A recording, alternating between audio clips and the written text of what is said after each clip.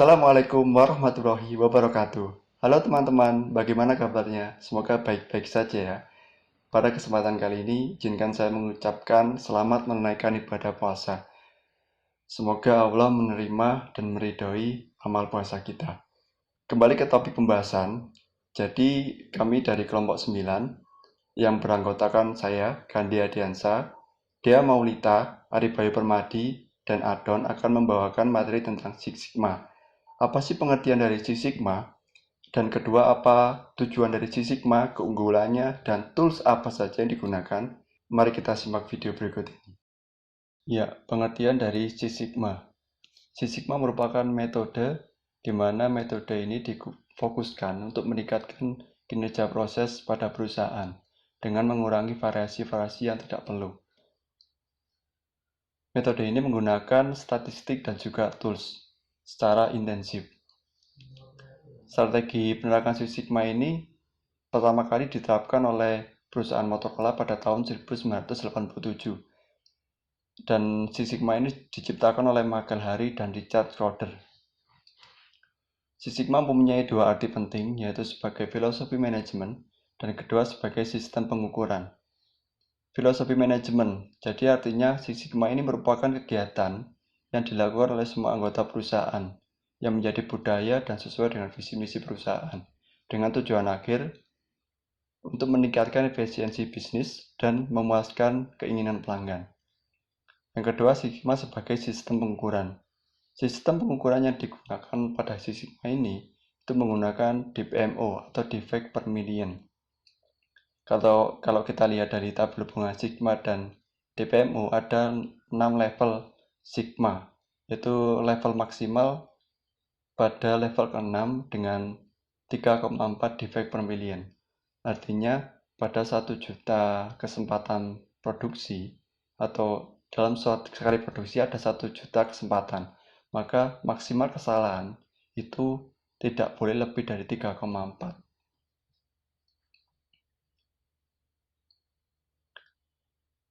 Dan keunggulan menggunakan Six Sigma itu apa saja? Yaitu yang jelas pengurangan biaya. Dengan pengurangan variasi-variasi yang tidak perlu, maka biaya yang dikeluarkan oleh perusahaan akan semakin minim. Yang kedua, perbaikan produktivitas. Yang ketiga, pengurangan waktu siklus. Dan yang terakhir, pengembangan produk dan jasa. Apa sih tools yang digunakan pada Six Sigma ini? Ada dua macam tools, yaitu secara statistik dan juga non-statistik.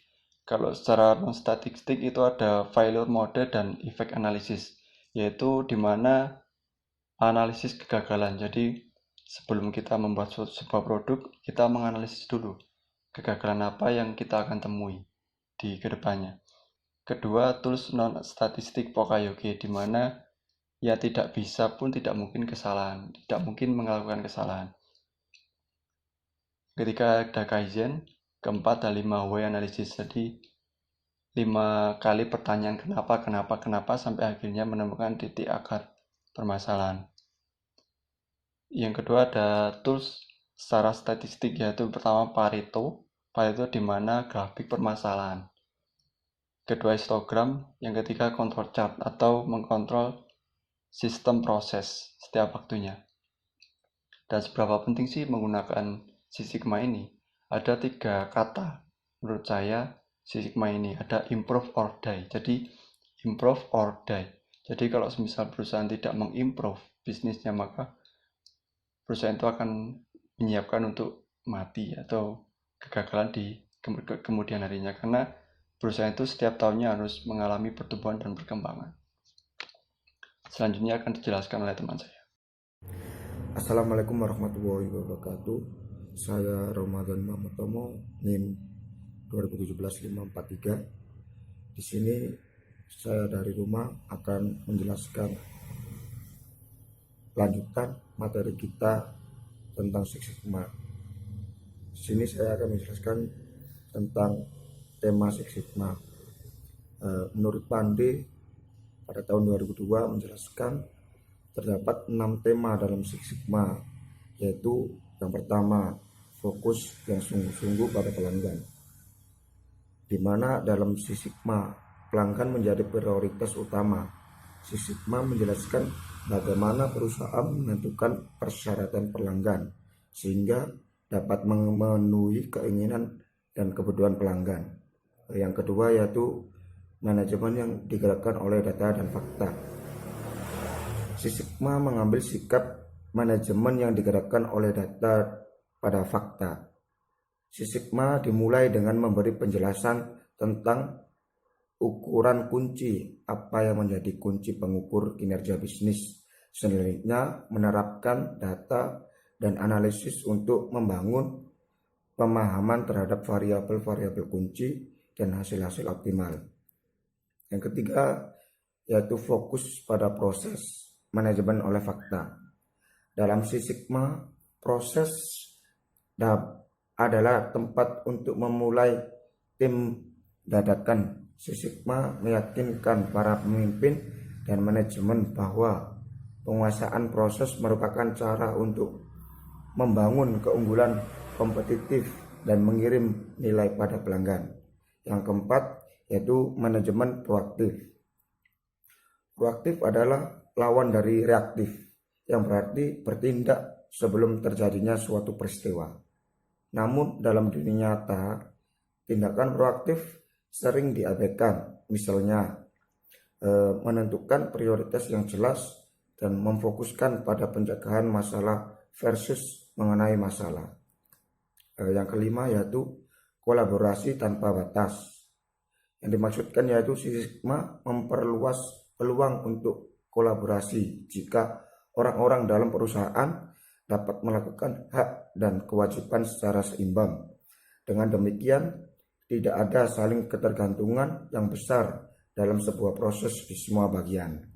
Yang keenam, dorongan untuk sempurna, yaitu tidak ada perusahaan yang akan memasuki Six Sigma tanpa ide-ide dan pendekatan baru yang memungkinkan terjadinya risiko. Jika sebuah perusahaan menemukan jalan menuju kesempurnaan, biaya lebih rendah, produktivitas meningkat dan lain-lain, tetapi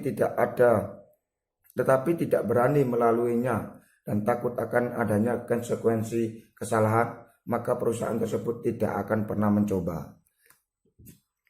Yang selanjutnya yaitu mengenai bagaimana konsep Six Sigma. Dalam konsep Six Sigma adalah apabila produk diproses pada tingkat kualitas Six Sigma, maka perusahaan boleh mengharapkan 3,4 kegagalan per sejuta kesempatan atau mengharapkan 99,999% dari apa yang diharapkan oleh pelanggan. Six Sigma juga menerapkan strategi atau terobosan dalam perusahaan yang memungkinkan perusahaan tersebut dapat maju dan meningkatkan pesat tingkat produktivitasnya. Menurut Gasper pada tahun 2002, terdapat 6 aspek kunci yang perlu diperhatikan dalam aplikasi konsep Six Sigma, antara lain yaitu yang pertama identifikasi produk. Jadi perlu adanya identifikasi produk secara mendalam. Yang kedua, identifikasi pelanggan. Apa yang dituju perusahaan dalam segmentasinya. Yang ketiga yaitu identifikasi kebutuhan dalam memproduksi produk untuk pelanggan, di mana perlu adanya riset yang mendalam akan munculnya produk baru. Yang keempat yaitu definisi proses, di mana proses harus efektif dan efisien. Yang kelima, hindarkan kesalahan dalam proses dan hilangkan pemborosan. Jadi meminimalisir adanya kesalahan dan menghilangkan proses-proses pemborosan. Yang terakhir yaitu yang keenam, tingkatkan proses secara terus-menerus. Jadi adanya perlu evaluasi secara terus-menerus. Yaitu istilah dalam konsep Six Sigma. Ada beberapa istilah yang perlu dipahami sebelumnya, yakni istilah tersebut dikemukakan dalam konsep Six Sigma dalam Gasper pada tahun 2001. Yang pertama yaitu Black Belt. Black Belt yaitu orang yang menempati posisi pemimpin paruh waktu. Yang kedua yaitu Garbat, serupa dengan Baltec kecuali posisinya tidak paruh waktu. Yang ketiga yaitu Master Black Belt. Master Black Belt adalah guru yang melatih Black Belt yang menangani sekitar 20-30 orang Black Belt, sekaligus mentor dan atau konsultan proyek Six Sigma yang sedang ditangani oleh Black Belt. Yang keempat yaitu Champion. Champion adalah individu yang berada pada manajemen yang memahami Six Sigma dan bertanggung jawab untuk keberhasilan dari Six Sigma. Yang kelima yaitu Critical to Quality, bisa disebut CTQ. CTQ merupakan atribut-atribut yang sangat penting untuk diperhatikan karena terkait langsung dengan kebutuhan dan kepuasan pelanggan. Yang keenam yaitu defect. Defect didefinisikan sebagai kegagalan untuk memberikan apa yang diinginkan oleh pelanggan. Yang ketujuh yaitu defect per million opportunities, DPMO. DPMO merupakan ukuran kegagalan dalam program peningkatan kualitas Six Sigma. Yang ke-9 yaitu variation. Variation adalah apa yang pelanggan lihat dan rasakan dalam proses transaksi antara pemasok dan pelanggan itu sendiri. Yang ke-10 yaitu define, measure, analyze, improve, dan control, DMAIC. DMAIC merupakan proses untuk peningkatan terus-menerus menuju target Six Sigma. Yang ke-11 yaitu project team member. Anggota tim proyeksi Six Sigma harus menerima pelatihan dasar tentang metode dan alat Six Sigma agar mampu menerapkan dalam proses spesifik atau proyek pendukung mentalitas fungsi dalam organisasi di bawah petunjuk Black Belt.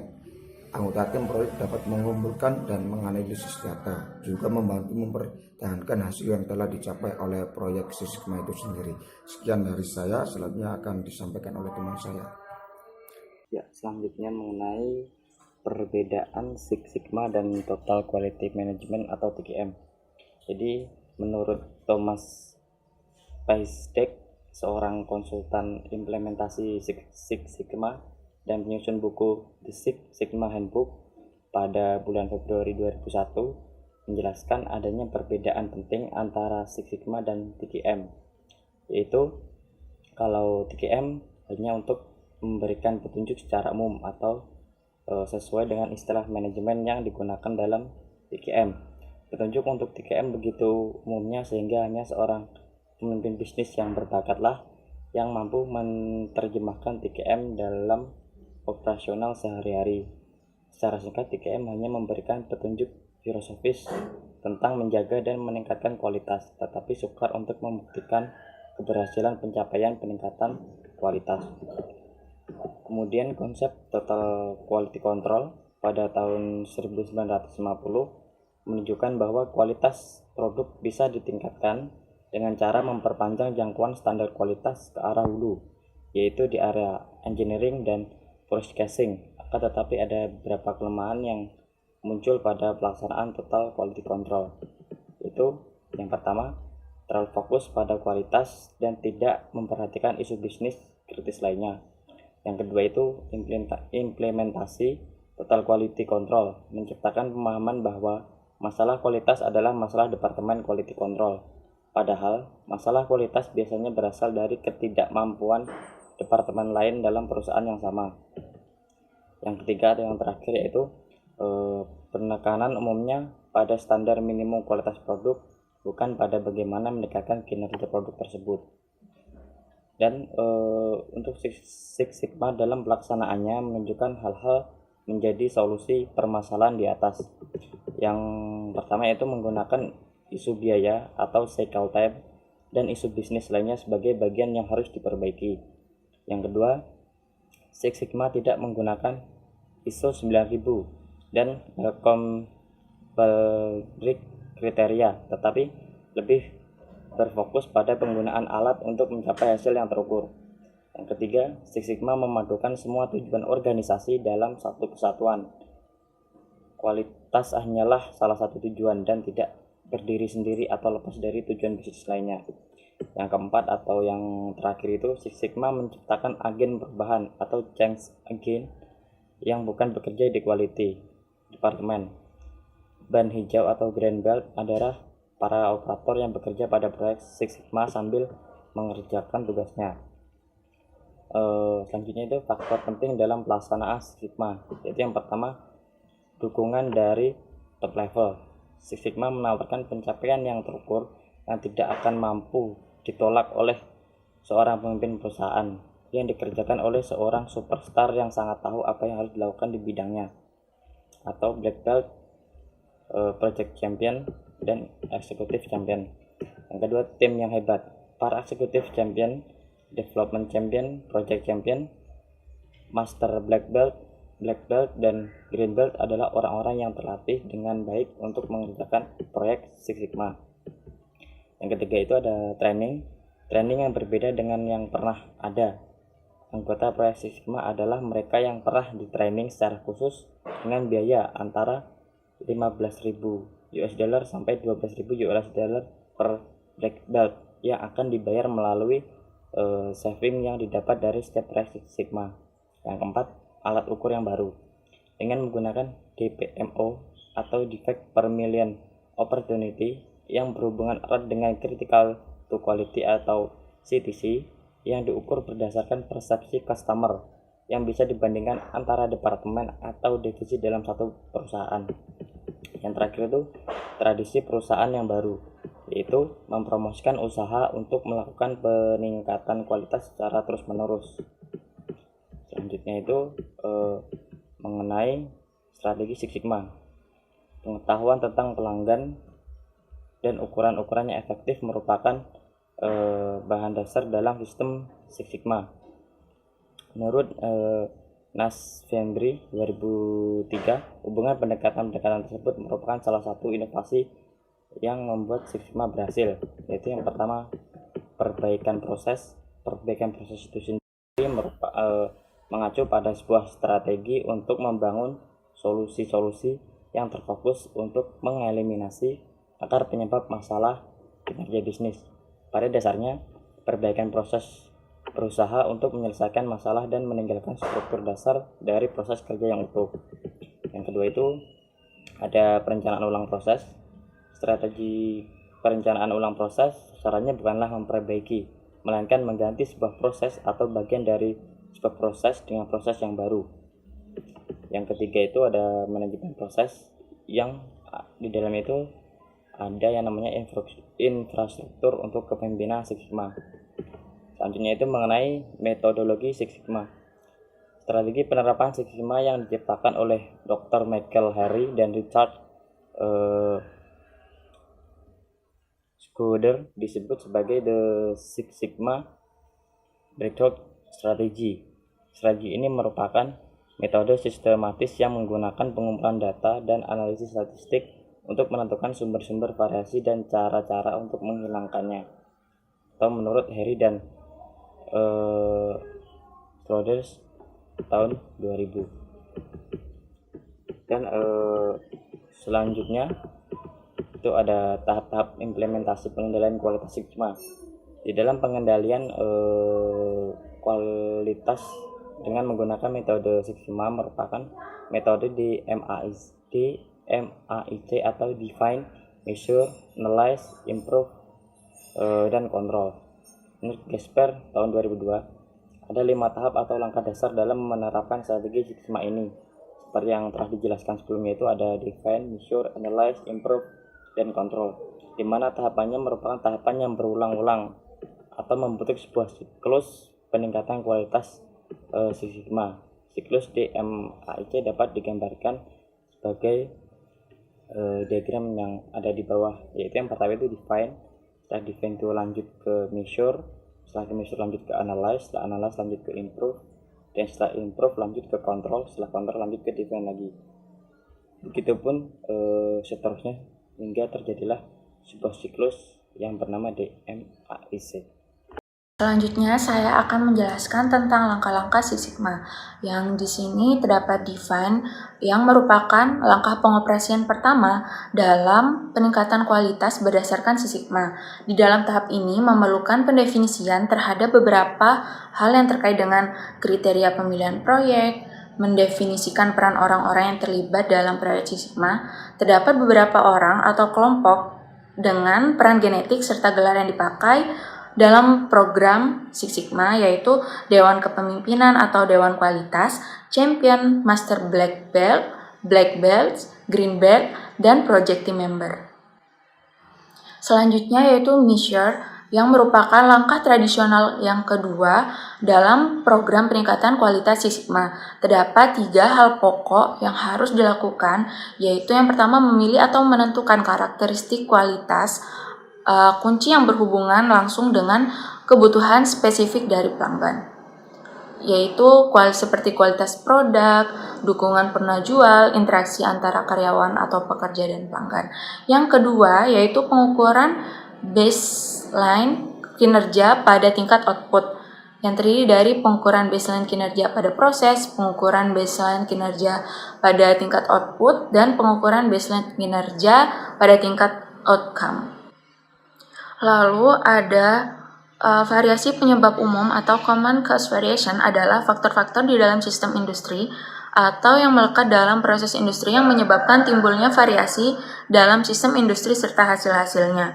Yang kedua, mengidentifikasikan sumber-sumber dan akar penyebab masalah kualitas proyek Six Sigma membutuhkan identifikasi masalah secara tepat, menemukan sumber masalah dan akar penyebab dari masalah kualitas ini, dan juga mengajukan solusi masalah kualitas yang efektif dan efisien. Selanjutnya ada improve.